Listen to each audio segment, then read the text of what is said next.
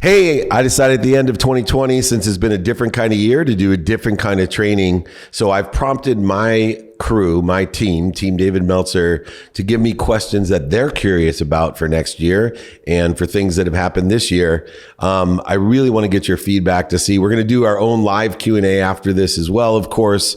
But I wanted to get my team involved. They've done such an extraordinary job. I want to thank them all. You would not believe what we've pulled off in 2020. Once again, with great change comes great opportunity. And I'm so proud of my team for taking advantage of the opportunity to make more money, help more people, and have more fun.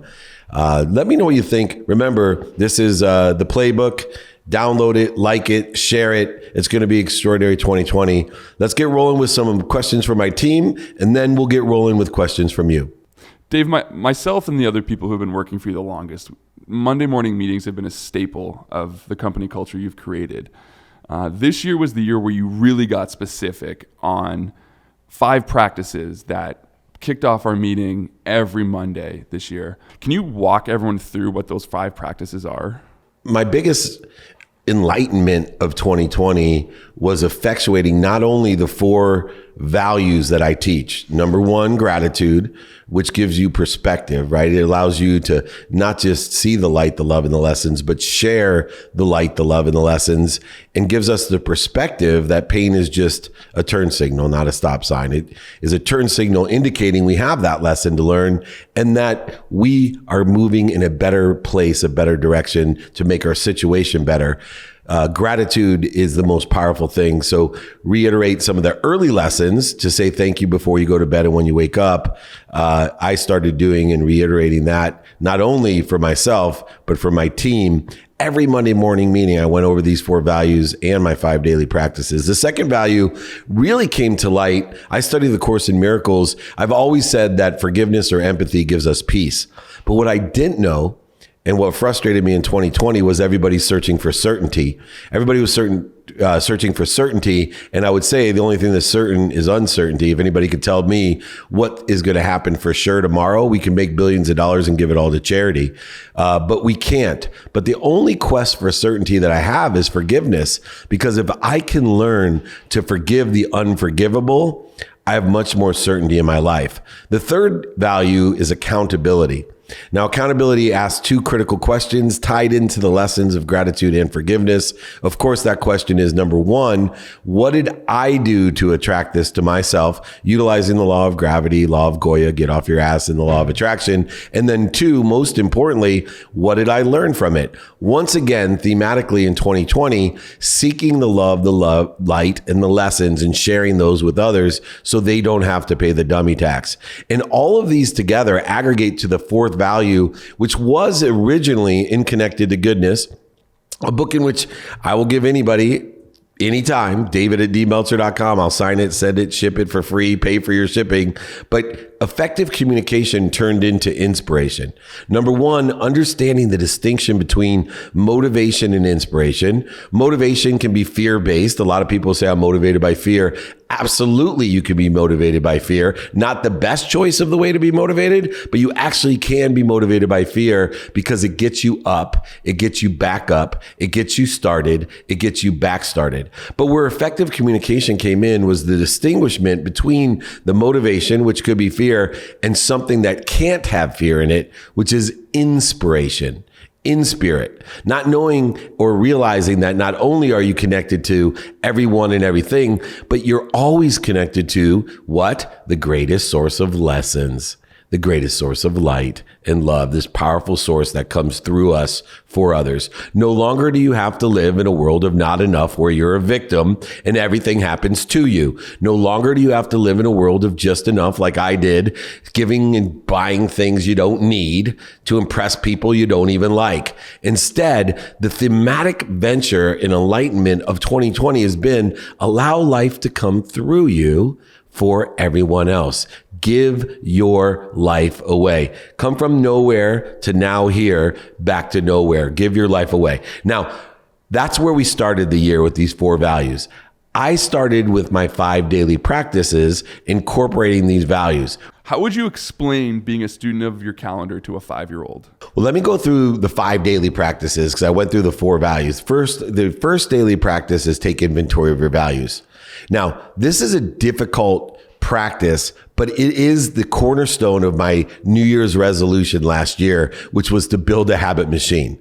I was tired of giving New Year's resolutions about habits that I wanted to have for the year. Instead, the habit that I was going to have was to build a habit machine. What I found to be the fuel of the habit machine is every single day to take inventory of 4 different values. They don't have to be equal, not 25, 25, 25, and 25%. They can be weighted, but every day I started for a minimum of 10 minutes taking inventory of my personal values.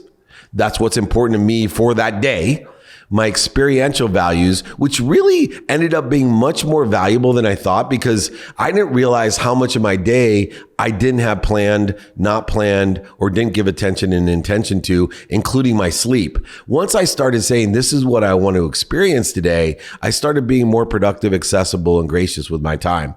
The third one I've always done, which is my gratitude or my giving values of what I'm going to provide, how I'm going to be of service. And then I really worked on my receiving values of what I want. I became a big fan this year of the what, not the why.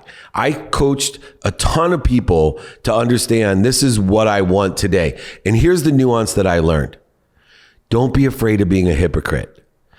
If you are afraid of changing, and it makes it easy to change when you're taking inventory every day because they're not dramatic changes at the end of the year where you're like, I got to quit drinking or I got to quit it's just subtle changes because every day you're changing and you're not afraid of changing, growing, accelerating, or being called a hypocrite, being laughed at, scoffed at, made fun of. Simply people applaud you because you're expanding and growing at all times and learning. The second habit is to ask. Now, I say the irony of my whole life is that the 2 most important things that I learn and teach, and I practice, by the way, is ask and say thank you. 2 things I learned before I was 3 years old. Obviously, say thank you before you go to bed and when you wake up every single day. Your life will change in a minimum of 30 days. But more importantly, ask. Too many people see things as separate, inferior, superior. They think people are literally gatekeepers or hurdles or mountains or walls between us and what we want. It's not. If you learn to ask in person, on the phone, via email and media, traditional and social media, do you know anyone that can help me? You are opening the door to connectivity. You are opening the door that everybody is a sponsor or a power sponsor. You're reminding yourself that a tree has no branches. One branch would not go to war against another branch. It killed the tree. You now look upon everybody as being helpful, and everyone's connected to so many more people. On average, everybody has about 1,000 followers today. When I was a kid, there were 3 or 4 people that you could ask for help from. Today, you can have such an extraordinary reach. So learn this question. Do you know anyone that can help me? Now, the third practice is being a student of the calendar. And this is a bigger lesson for me than any other one, because this is what made me realize what Lou Holtz was talking about. It's not what I say, it's what they hear. And what I mean by that is, to me, being a student of the calendar is so obvious. And I think that everybody just like remembers and knows to say thank you before they go to bed or when they wake up. But instead, being a student of the calendar encompasses the mathematical equation of luck. What do I mean by that? If you want to be lucky, you have to focus in on or pay attention to what you want. Then you have to use the conscious continuum. What does that mean? You have to think what you want, say what you want, do what you want, hear what you want, write what you want, see what you want, believe what you want, all of these different things. And if you aggregate what you're focused in on, if you look at what you're focused in on, pay attention to it, and give that intention of thinking, saying, doing, believing, smelling, hearing, touching, all the things that you want, guess what? The coincidences occur. The luck of what you want appears. This is the mathematical equation. So I applied the mathematical equation of luck studying something I hated when I was young. I refused to study. I'd rather cheat on a test than study for it. That's just, my high school motto. But more importantly, I learned that studying's the greatest gift. I study every day. Hour and a half in the morning, hour and a half at night. I study. I pay attention to and focus in on and think, say, do, believe in all those of what I want to create the coincidences or luck. So what do I use as my biggest base? My calendar, right? My calendar. What I have planned, what I don't have planned, and my sleep. And so every day I'm studying in such detail the intricacies and the intention behind the 5-minute phone calls or the 20-minute meetings, behind the interviews, behind the speeches, behind the podcast with the Playbook, behind the TV shows like 2-Minute Drill and the elevator pitch, behind everything I do, the books, the guides, the exercises, the trainings. I'm putting intention and attention to it in a different way, and more bigger coincidences occur, and I'm not limiting myself at all. Now, the fourth daily practice is do it now. I love my favorite joke, right? I hate statistics. 99% of statistics, the only statistic I know to be true is 99% of all statistics are made up. But the one statistic that changed my life is 100% of the things that you do now get done. And the difference between fulfilling, passionate, purposeful, and profitable people is they get stuff done. So ask yourself 2 questions. What do I do, right? What do I do right now? Ask yourself, can I get this done now? And if you can do it, you'll save twice as much time and be exponentially more successful. And more importantly, if you can't do it now, what do?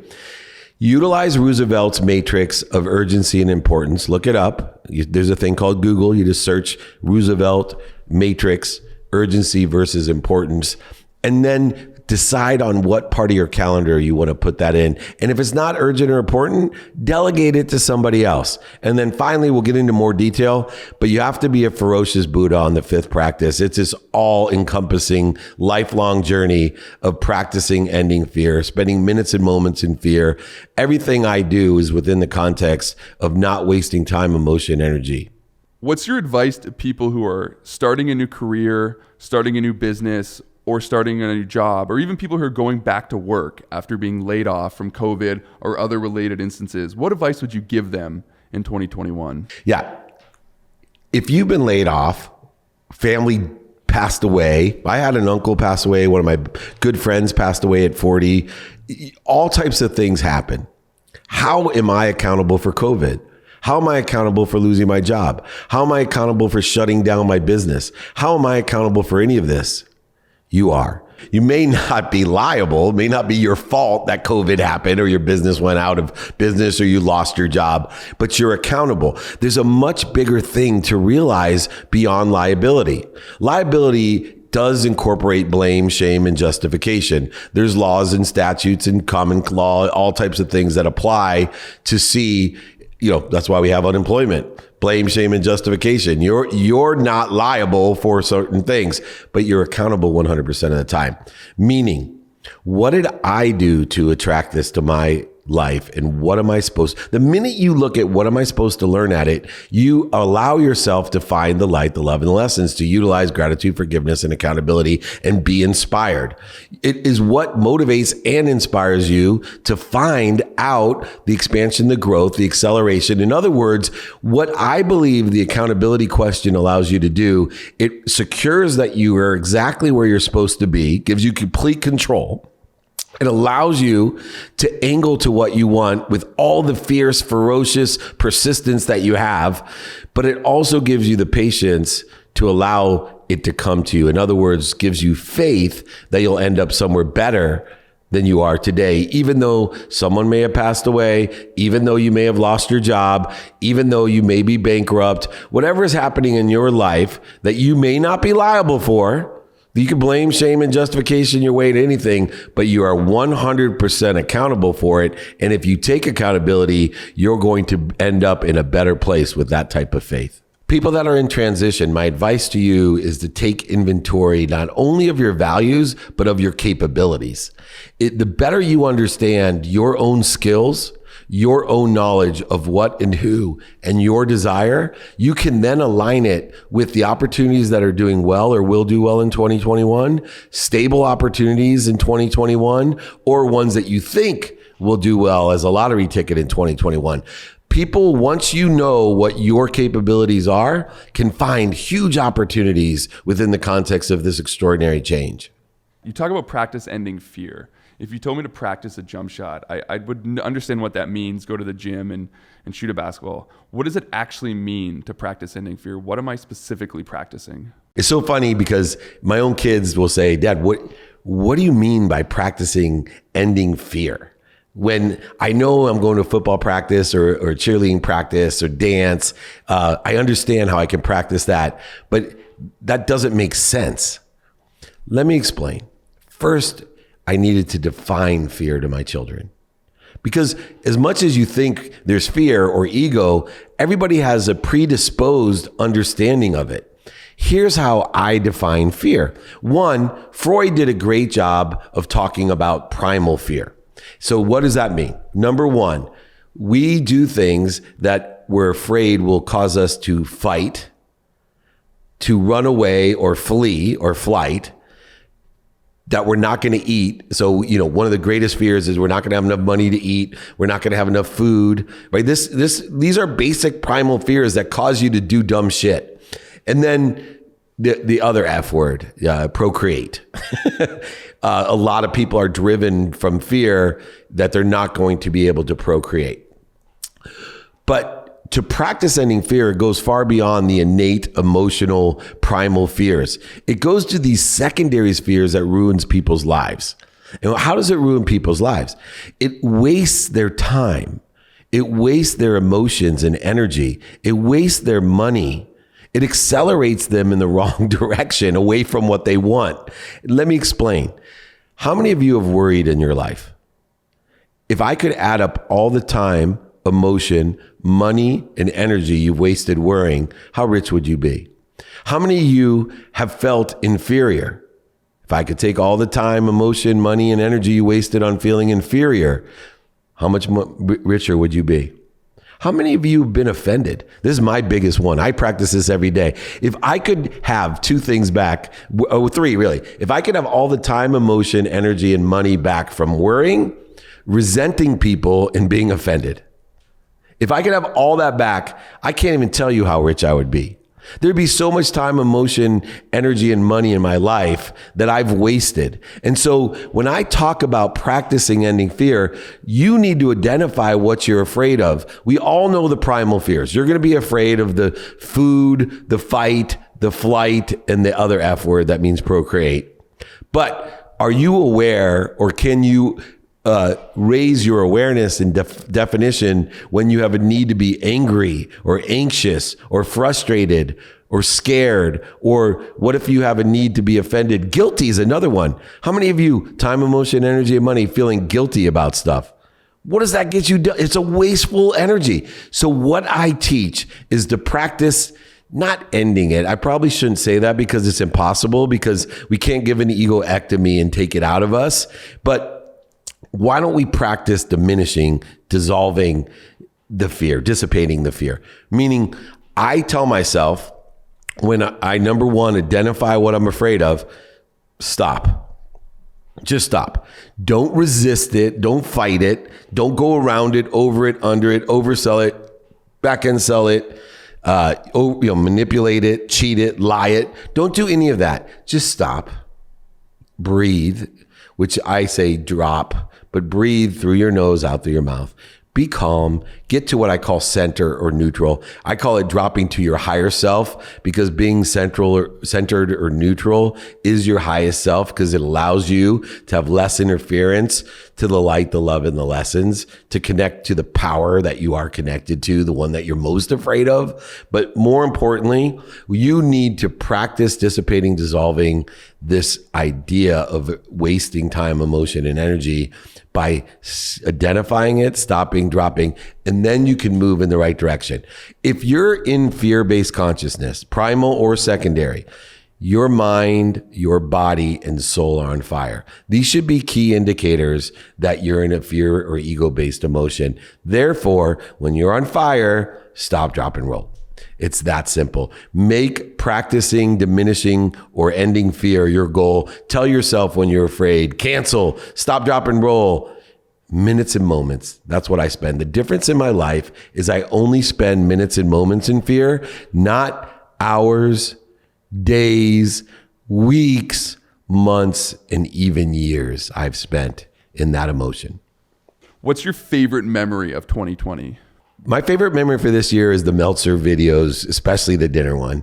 No doubt. It awakened me that I would trade Super Bowl passes, sideline masters, whatever I've been gifted in my past experience that I've given up dinners like that, I'll never do again. Best experience of my life is those Meltzer dinners. What's your biggest regret, and what was the lesson that you learned from it? Yeah, my biggest regret was the car video because I set out to prove that you could take $1,000 upgrade and, leave your ego out of it. And I ended up so disappointing, but doing exactly what I was trying to teach against. I did really well until I got up to a high-end vehicle, and then I let my emotions take over. And my keys. It was a disaster, and I ended up only investment that I lost money in, which is really hard to do when you started with $1,000. And it wasn't the money, because I started with $1,000, built up to what should have been an $80,000 car, which I ended up having to wholesale because I made so many mistakes for like 20 some. But the amount of time, emotion, and energy was the most disappointing regret that I have, because I had promised myself that I would focus in on making money, not focusing on having my money make money. I was going to double the amount of money I could make and allow my money to be safe and grow. What is your focus for 2021? Empowering. My biggest focus for next year is empowering over 1 billion people to be happy. I'm way ahead of schedule. I am so excited. I can't make it to 4 a.m. anymore, because I get such great feedback and input that we together are building 1,000 times 1,000 times 1,000. Where do you see the most opportunity in 2021? A lot of people ask me where I see the most opportunity in 2021. Well, with great change comes things that are overbought and oversold. So I see great opportunity in the things that are going to be oversold. You got to be counterintuitive. If you look at like Bitcoin, the stock market, there has to be things that are literally overbought, and which means there's opportunities. And so I am cashing up and keeping my eye on the stock market, on Bitcoin, on real estate, on things that people can buy and sell, and determine not the bottom, but when something's oversold. Now, how do you do that, by the way? Go find someone. I did this today, not to name drop, but Andy Dane Carter was on my IG Live, and he is a 30-year expert in real estate. And I just had one simple question for him. Hey, can you let me know when things are oversold, right? So I can buy. That's it. I don't want the bottom, because if all I'm doing is buying things that experts tell me that have been in the space that are oversold and selling them when they're overbought, I don't need to be at the top and the bottom. I'm averaging a margin of millionaires in between. I know in a spiritual sense, I know in a value sense, I know your mission is to empower 1 billion people. But what do you, David Meltzer, someone who doesn't place value on many material things, what do you want yourself in 2021? It's funny, people ask me pragmatically what I really want, like something material. And ironically, it's such a difficult question. I think it may, it's hard, but I think it may be a Tesla. I'm going to gift my Volt away to my favorite employee. And I think if things go well, that I can buy a used Tesla.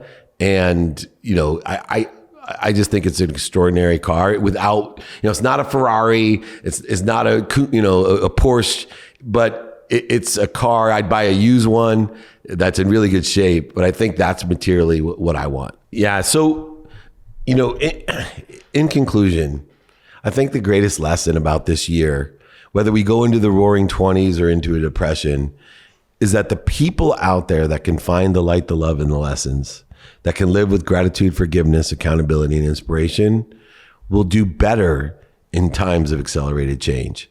And I see that across the board, that the optimists and the toptimists, the people live with their values, are doing extremely well. And those that live below the line in blame, shame, and justification, those that pay attention to what they don't want, what's missing in their lives, what other people want from them, are still having the exact same struggles and challenges. So join me in 2021. Find the light, the love, and the lessons. Live with the 4 values and the 5 daily practices. Ask for help. Most importantly, join me every Friday. I'm here for you. I got private coaching groups, one-on-one, anything to help you. I'll give you my books, my guides, my exercises for free. Please just reach out. David@dmeltzer.com. Thank you so much. And of course, remember, especially in 2021, be kind to your future self and do good deeds.